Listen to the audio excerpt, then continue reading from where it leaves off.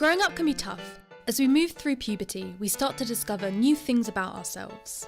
More and more teenagers are turning to the online world for answers and advice about sexuality. Often they will find a group of people creating videos on YouTube.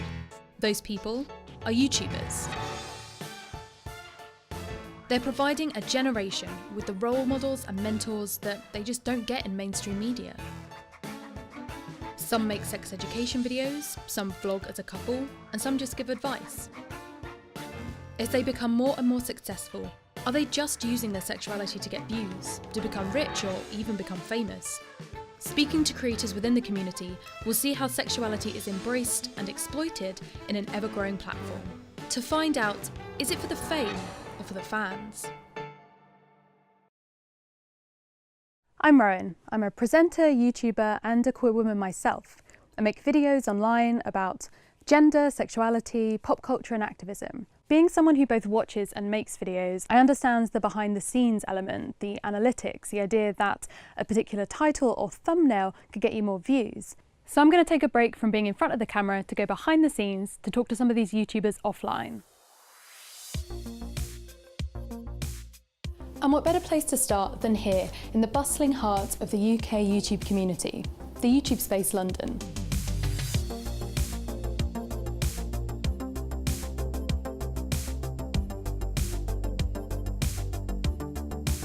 The first people that I want to go and talk to are Shosh and Matt. They're a same-sex couple and by the looks of their wedding video, they've just gotten married. They're a relatively small channel with around 5,000 subscribers. It's not something that they do full-time. So I want to talk to them about why they started their YouTube channel and how including their sexuality in their videos has had an impact. So let's go meet them.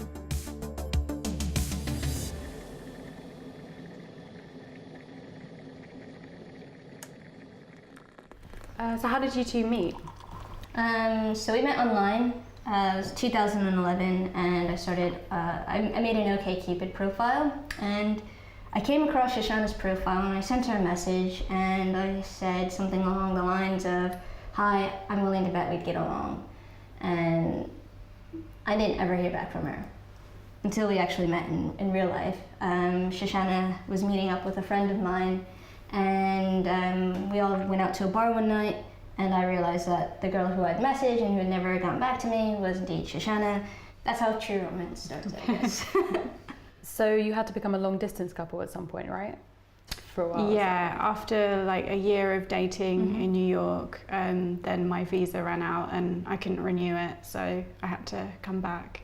And then we were long distance for a few months, which was really hard. Knowing a bit more about them and their relationship, I'm interested to see how this made an impact when starting their YouTube channel. So did you watch any YouTubers before you started making videos yourself? Yeah, so we watched a couple of channels that had been long distance, that would film their trips together and then like focus on the positive aspects of the relationship rather than just dwelling in sadness of missing each other. And so was that kind of after you watched them, you kind of became inspired and decided to do that yourselves? Yeah, so I said to Meredith, like, next time I visited her, oh, like, I found this thing. Should we give it a go? Yeah. This is Meredith, also known as Death. Going through your videos, you have a lesbian couple in a lot of the titles. What's the reason behind that? Yeah, I think we've come to know who our audience is, and so I think by just making it as clear as possible, this is a video about a lesbian couple. I think it just makes it easier to find, really. Did you have anything like this when you were younger? No, I didn't. I really felt like I was a strange person for being this way. But I think if I had seen that there were other people like me, then I think I'd have been so much more comfortable in my own skin. So I guess we're kind of making content that we both wish we had. I'm happy to see that the LGBT community has found a place, and I do think that YouTube happens to be really helpful in sort of like making people feel less alone. You might not be able to be who you really are and like offline, but when you're in front of that computer, you know that you're not alone. Talking to Shoshana and Meredith, I think it's clear that they're a bridge between two worlds. They've been both fans and creators. They've given us a perspective on why people want to watch content about sexuality, and why creators decide to include their sexuality in their content.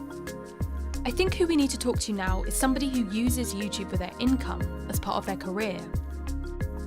I'm on my way to meet Calum McSwiggan. I've met Calum at a few events, and his content seems a lot more about sexuality than, say, Shosh and Mers. His vibrant thumbnails and powerful titles can be seen by people outside the community as clickbait. What I want to know is, how much of an issue is clickbait when involving sexuality in your content? Was it a deliberate intention when you started to have this focus on LGBT stuff, or was it sort of just an inherent part of the kind of content you'd create? I was always really, really passionate about LGBT plus issues, but I was also very conscious that I didn't kind of want to define myself as a gay YouTuber. So I fought against that for a little while, and I tried to make comedy videos and things like that. And I don't know why I so kind of vehemently fought against that, but I did. And then whenever I made content that was LGBT plus, people just responded to it so well. So I was like, I'm going to lean into this. And then I kind of made my channel all about that. And I'm really happy that I did. YouTube's such a new platform comparatively. Do you think that anyone thought that they would become role models at the beginning? And is that something people have kind of grown into, or something that people are pushing against a bit? I don't think they had any idea that it would turn into this enormous thing. I don't think they had any idea that they would have millions of subscribers in the future. But then as YouTube progressed, I think people are starting to go into it now going, you know, I can make something of myself. I can share my voice to a lot of people using this platform. So I think people are a lot more aware of the possibilities out there now. Like I certainly was when I started. I didn't expect to grow a huge audience, but I did think, you know, this is a possibility. Having learnt why Calum includes his sexuality in his content, I want to know from his point of view how this can sometimes be exploited. So what's the thought process behind a thumbnail? I've always said that the thumbnail is like, if you had a product and you were selling it in a shop, you would want people to buy that product. So you try and make the package as appealing as possible. So sometimes in terms of getting people to click onto the video, sometimes I think the thumbnail is even more important than the actual content itself. So I always try and kind of make it both true to the video and also something really appealing. So, I mean, if you're making LGBT content, for example, does it make sense to have rainbows over it, or is there anything that you tend to put in that's a key visual? If I'm making something like, if I was doing a video about coming out or something like that, then I would definitely, absolutely put a rainbow flag into it, because I think it draws the eye quickly and it makes people aware that this is, you know, a video about something LGBT+. So I think that's really, really important. How do you decide how to title your videos? I mean, the most important thing is thinking of a title that jumps out and catches their attention while being truthful to what the actual content is, I guess, which can be really difficult sometimes. Like I'm looking now, and there was a video 4 months ago where I talked about bisexuality, and I was talking about the fact that some people say that bisexuality doesn't exist. Mm-hmm. So I decided to title the video Bisexuality Doesn't Exist, but that was definitely going into the realm of clickbait, and I got a lot of people coming to that video who didn't even watch the video, calling me out, calling me homophobic for saying that bisexuality doesn't exist, which I wasn't saying. I was saying the opposite. So something as simple and something as seemingly insignificant as a title can have an enormous impact. So you've only just recently uploaded a coming out video, which is sort of like a staple for LGBT YouTubers. Most of them have done it. Why did you wait so long to make that video? For me, my coming out experience was really, really easy.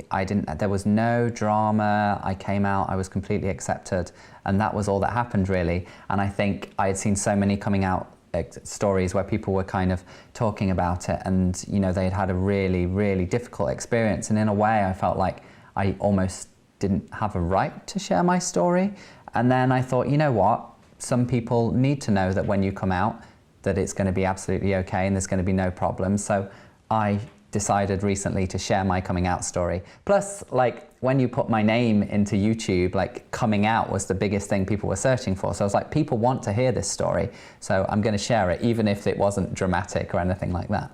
There have been some YouTubers who have been criticised in some areas for the timing of their coming out videos or how they've used it. Do you think that there's a danger of it being exploited in any way?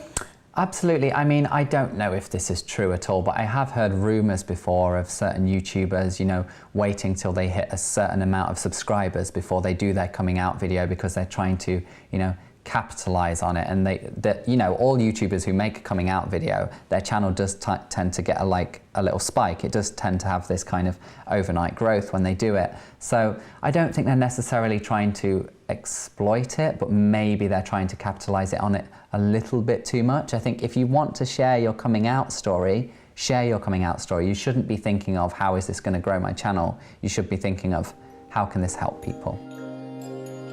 Calum seems dedicated to his audience. YouTube has given him a platform to talk about the things he is passionate about, and ultimately, that seems more important to him than any view count. However, he did raise some interesting points, which I think need to be explored further. I'm on my way to talk to 1080, an online magazine focused on YouTube culture. As professional journalists working outside of the community, I hope they can offer a critical perspective on YouTubers using sexuality to gain views and popularity. So 1080 is always on top of what's current on YouTube. What kind of thing seems to be popular with content at the moment? I'd say that at the moment one of the biggest trends that we're probably seeing is not necessarily like a meme or anything like that. It's more the idea of people championing who they are and their beliefs and that kind of thing. So I think we're seeing a lot of sort of YouTubers who are coming out now as sort of ambassadors for, you know, of being who they are and sort of promoting that. So championing people's identities, I assume sexuality comes under that?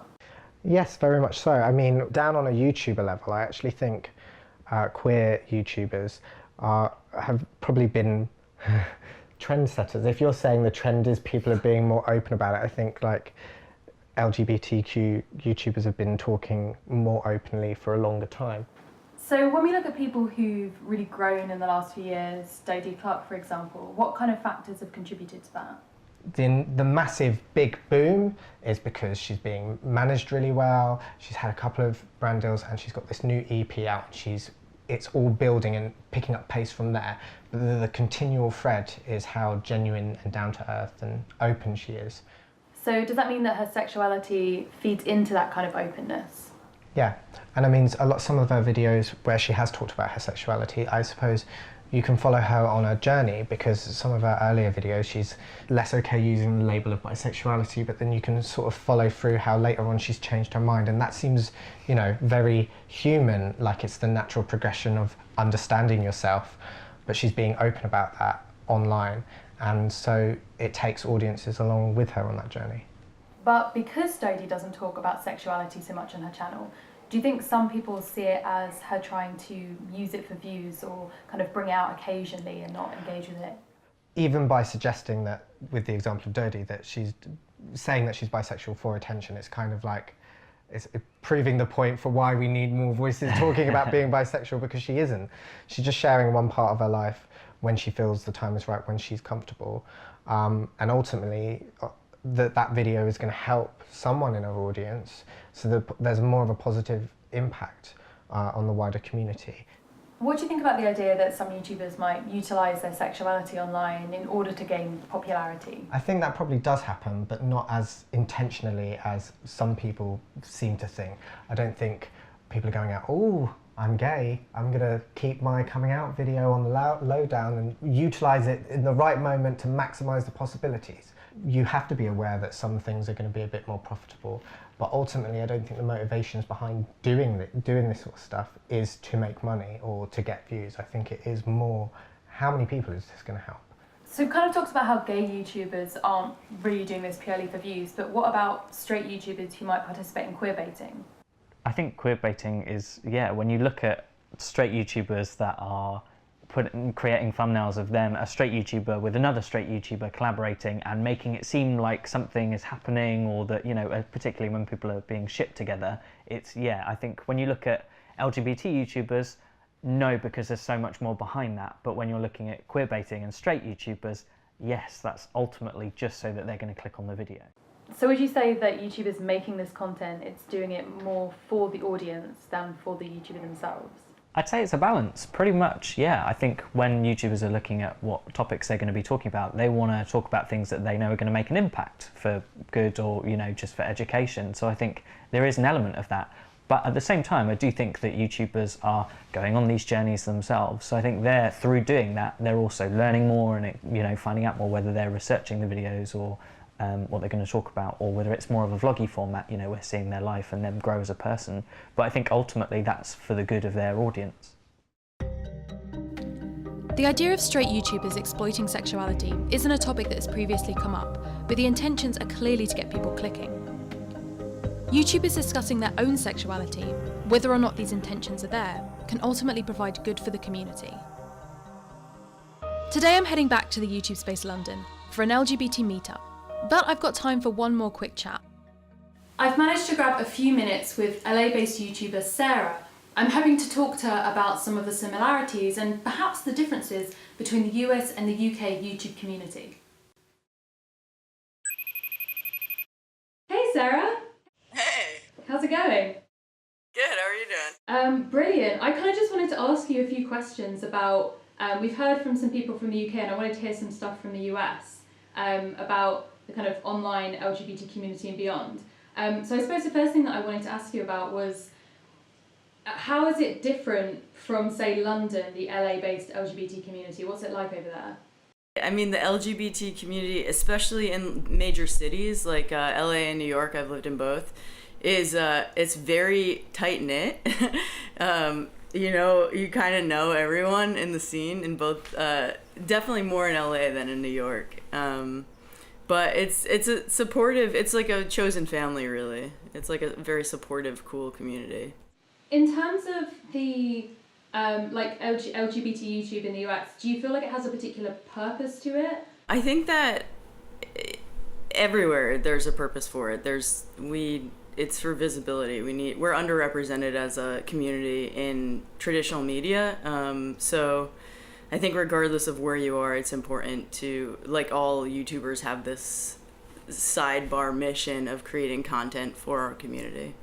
So I'm really interested in hearing your thoughts about the different reasons, or the different reasons it's perceived that people talk about their sexuality online, the idea that people might exploit their sexuality for views on YouTube. I think there absolutely have to be, in every situation, people doing things for the right reason and people doing things for the wrong reason. It would be idealistic of me to say that no one is doing it for the views, but there is a significant amount of people in the community that are doing it for what I consider the right reasons, and maybe I'm not the perfect judge of that, but you know, people who are doing it for visibility and to reach an audience who is underserved. So thinking about your own community, have you managed to foster that kind of positive environment with your fans? Yeah, I feel like I've gotten insanely lucky with my fans, to be honest. I have a very awesome and positive comment section, and I feel like that's very rare and very lucky. Have you had those same kind of positive experiences, sort of in real life, as it were, at fan events or things like that? Yeah, I feel like a lot of times, this is strange because it's happening more and more lately, is I'll get messages from fans that are like, I saw you in public, but I was too afraid to come up to you. And I don't think that I like present myself as like this like scary person, but I maybe come off that way. I'm not sure. So that's happening a lot lately, and I don't want it to. I always message back and I'm like, you should have said hi. Like, I'll be so happy to see you and meet you. So you definitely, you know, if you're out and about, want to be having these conversations with your viewers. That's something that you want to connect with them. Yeah, absolutely. I mean, I'm a huge proponent for the idea of making the most of every single moment. So if I saw, you know, someone I was a fan of, I would, not only would I say hi to them because that would make me happy, I would also try to do my best to like engage them in a conversation that I, you know, want to know. These are people that I look up to. And though they talk to me every week on the internet, there's something else about being in person where you have that ability to actually get to know them on a deeper level. Even from that quick chat, I think it's clear to me that there isn't actually that much of a difference between how the US and the UK LGBT YouTube community values the impact that they have on their viewers. but I think it's time that we talk to those viewers themselves to get a sense of the whole picture. So I'm currently on my way to the London YouTube space where we're going to be having our LGBT creator meetup. So I'm kind of looking to find out today is how the viewers think about this. We talked a lot to creators and I've kind of had some thoughts and made some opinions about why they're doing it in relation to their viewers, but I want to see what the viewers think about all this.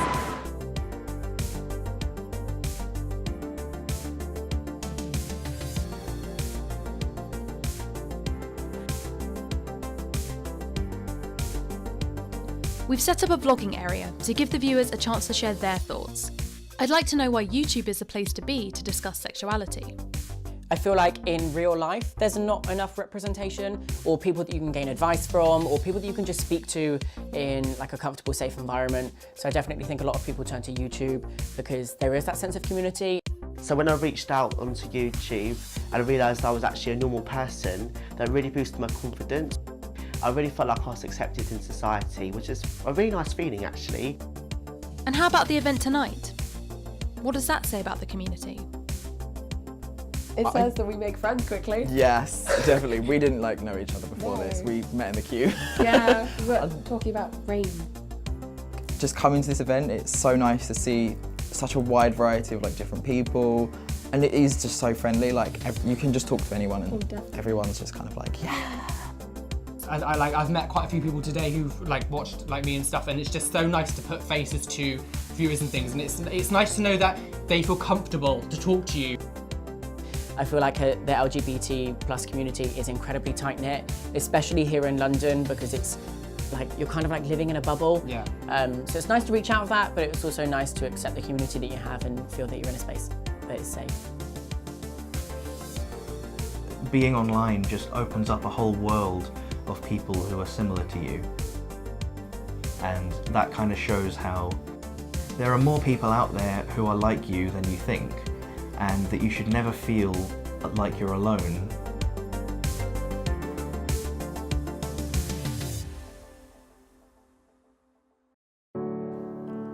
Finally, at the end of this journey, it's time for me to come back in front of the camera and to talk about what we've learned. Talking to different YouTubers about their relationship with their sexuality in their videos, we've seen the importance of things like titles, thumbnails, or when to release a video. But I think that it's less that they're doing it for the views, and more that they're doing it for the viewers. Talking to viewers tonight, it's clear this isn't a one-way relationship. These creators help educate them about their sexuality, gain confidence, and ultimately, feel less alone.